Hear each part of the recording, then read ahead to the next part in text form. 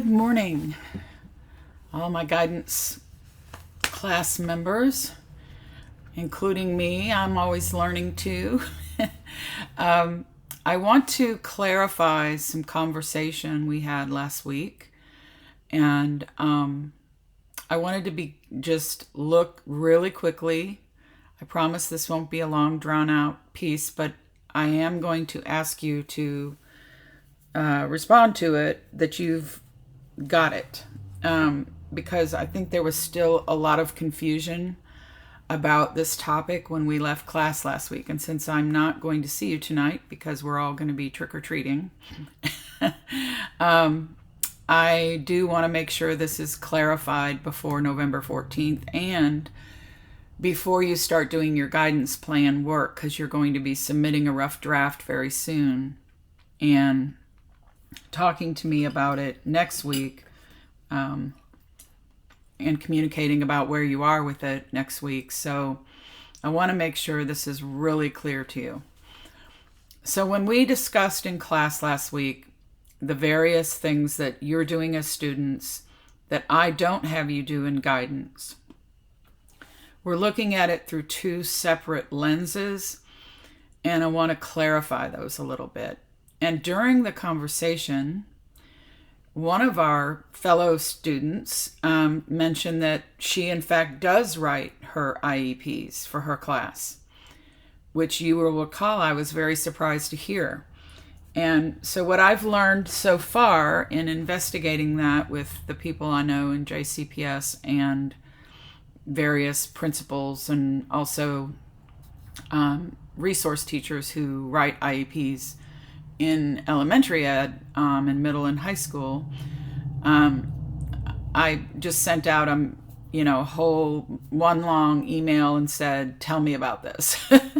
And so what I've gotten back so far is in the early childhood world, which is where our fellow student is, there are teachers writing IEPs.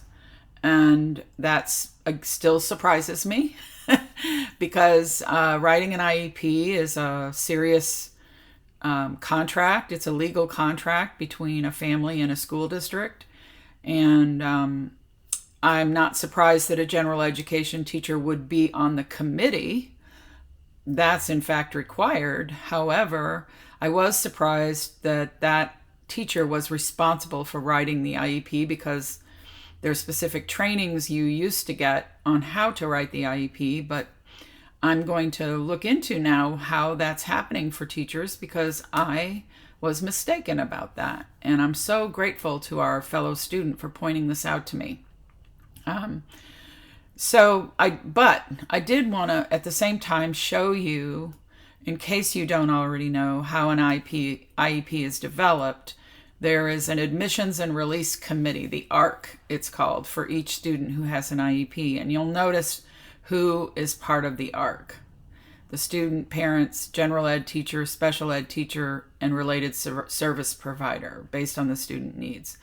Here is the process. You'll notice that it does involve service provisions, placements, and documentation to support change.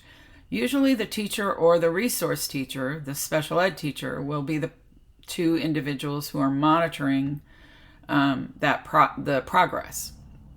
And then when the goal is met, then the IEP goal is rewritten, or it may be that the child no longer has that need in that area.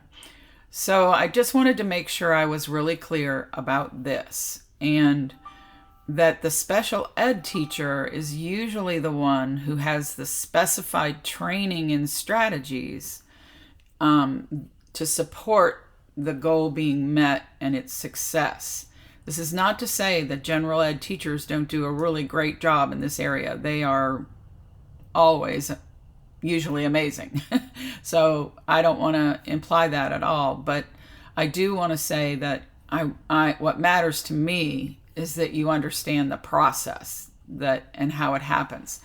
Before an IEP is written, if you recall the when to say when process I went over in class with you right before fall break, where I went through a long list of things that should be considered when you're writing a guidance plan. So when you're doing an IEP, let's go back to this page. When you're doing an IEP, you're approaching it from what's called a behaviorist standpoint, right? You're assessing specific, detailed behaviors you want to see. And when I say behavior, I don't mean like behavior problems that we sometimes talk about in guidance, which I prefer to talk about in a different way, as you know. However, the behaviorist point of view in terms of writing IEPs is that you are looking at a certain behavior you're trying to get. Like the child will point to A, B, and C and identify them and name them or something. I'm just making that up on the spot. So you're looking at a very specific demonstration of a behavior or a skill. So that is a behaviorist point of view, which you would do assessments to see, if they're needed, first of all, and secondly, which parts of the assessment would the IEP address.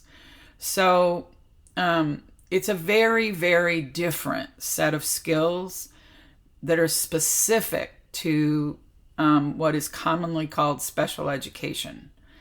And because we are part of a special education department, we're seeing these things in your courses. And so I just want to make sure you understand that that is a very different approach, and it's not what we're doing in guidance. And that's what I was really trying to make clear to you, is that those assignments you have are more related to these specific kinds of practices around development of skills and assessing skills. And you're assessing very specific skills. So in guidance, we're looking at these when to say when processes that I went over with you, and they are part of something called response to intervention.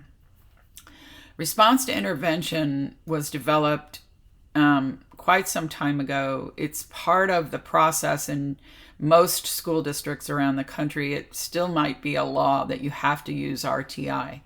I'm not certain of the legal status of it, but it's a common practice. And if you want to read over this document, I can send you I'll probably include the link to it in the class recording here and my response request from you. I'm not going to request that you read this. Don't worry. However, if you want to, you can. But what we're talking about in guidance is more associated with response to intervention. These are things the teacher can and should learn about and know how to do and understand. So I'm trying to give you as many different ways to look at a child's issues in a classroom that require guidance, so that you know how to deal with it, so the child doesn't need to be assessed and go through the IEP process. The response to intervention piece was developed because there was a tendency of teachers and those involved with the child to jump immediately into an IEP. Why? Because if you'll notice, if you have an IEP, you are provided with services. So many, many families want an IEP because they want the services, and the services are provided by the district. So this is a very challenging issue. There are many. I know a teacher right now I've been told about who has 18 children and 11 IEPs have been written. And I would question, to be honest with you, whether those were actually necessary. I'm not saying they weren't, but there is this leap to IEPs that consistently happens around the country without RTI. And so that's why I'm emphasizing this part of the process with you, so that we can help kids be successful and not need to jump into IEP goals around their quote social emotional behavior. Those goals used to be called responsible group membership goals. I'm not sure if they're still called that on an IEP, but anyway, I'll just say that I really want you to understand the difference between the two, and that in guidance, we are not looking at developing an intervention plan that would be part of an IEP. We're looking at developing a guidance plan that might be considered an RTI plan. We are not writing an RTI plan. I want to be clear about that, but it is more aligned with this part of the official process of looking at a child. So if you still have questions, you're more than welcome to contact me. I do not have all the answers. I clearly was mistaken about teachers being required to write IEPs. I'm still shocked about that, I'll be honest. But if that's something that is going on, I wanted to make sure I at least showed you the difference between what we're doing and the IEP process that is part of your other courses, apparently. So I just want to make sure I'm being upfront with you about my mistake, and also informing you of the two different processes.